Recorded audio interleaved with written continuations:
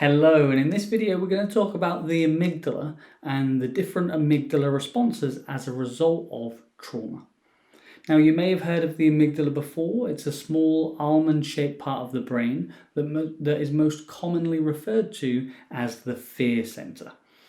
But actually the amygdala does a lot more than that. And one of the main things that it's also involved in is pleasure, or the pursuit of pleasure. And the amygdala is the part of the brain that's driving you when you want that immediate satisfaction, when you sort of do that immediate gratifying activity.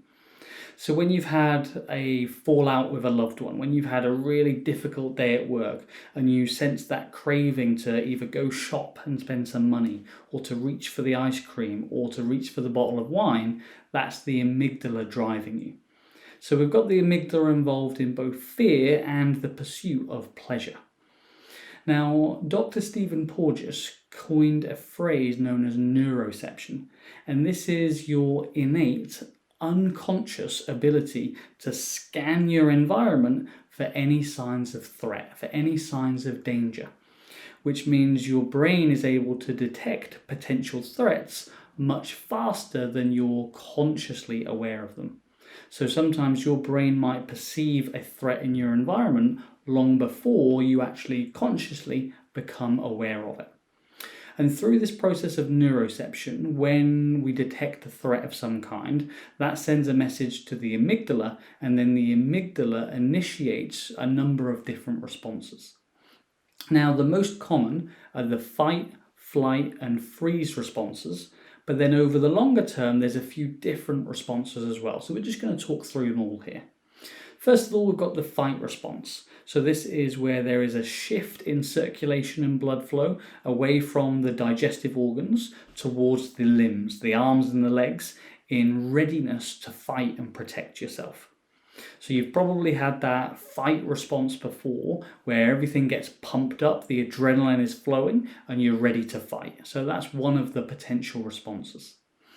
On the flip side of that is the flight response. So this involves a similar circulation shift, so the blood flow moves again to the limbs, but this is the readiness and preparedness to run away.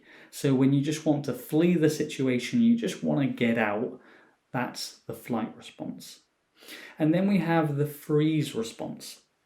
The freeze response, which is driven from an older part of our system, so it's further back in history, if you like, and the freeze response leads to the immobilization of the body. So the body becomes totally limp, totally lifeless, if you like, metabolism slows right down, and you just become completely immobilized, completely shut down. Now, the aim of this is that when a predator comes near, if there's a lifeless body, then that might indicate that it's not healthy to go near, so the predator might leave. So the freeze response is all about shutting down as a potential safety mechanism.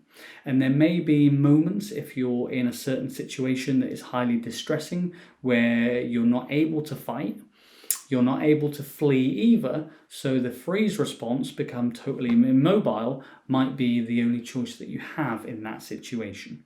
So those are the big three. Another of the amygdala responses is called fawning, and this is much more common in our current day society. So fawning is when you tolerate and you put up with things that are really below what your standards or your relative acceptance levels would be. So this might be staying in a job that is really doing damage to your well-being. It might be staying in a relationship that's toxic and that's causing you damage.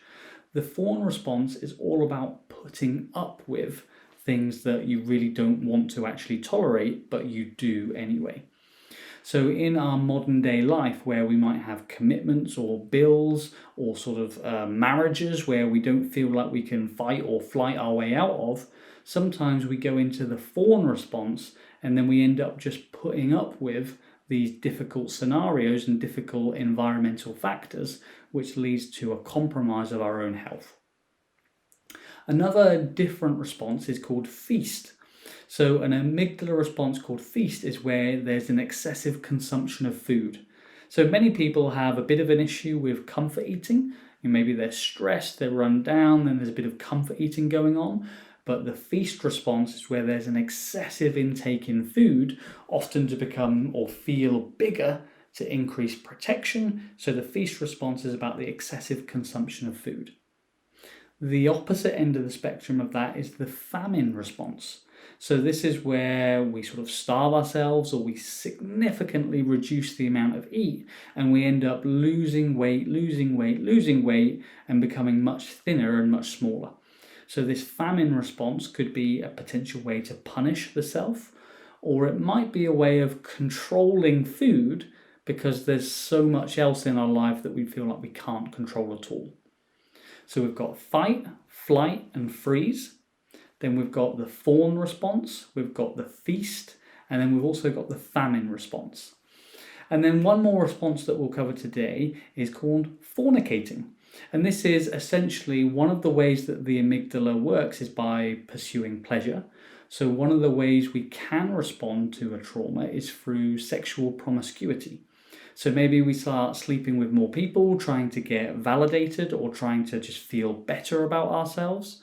And so we can use sexual promiscuity to actually try and help us to feel better. And that's the amygdala doing its job. So these aren't the only responses to trauma, but they're a really helpful guide because many people will lean more towards one or a couple of these responses. And these are all the direct result of some kind of childhood or relationship trauma. I hope you found those helpful, and I'll see you soon.